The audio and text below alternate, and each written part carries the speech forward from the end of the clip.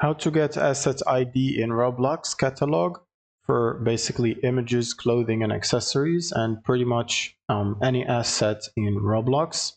So first you want to open up your browser and head to roblox.com, and then make sure you're signed into your account. Now you will need to click on Marketplace on the top and select the item that you want to get the ID for from the catalog. So for example, this item right here, which could be anything, it doesn't matter the type.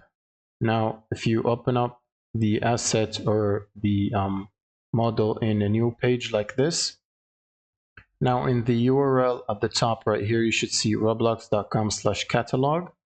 Now, after that slash after catalog, you should see a long number, which is this one, between two slashes. Now, you need to copy that, and that usually is the asset ID.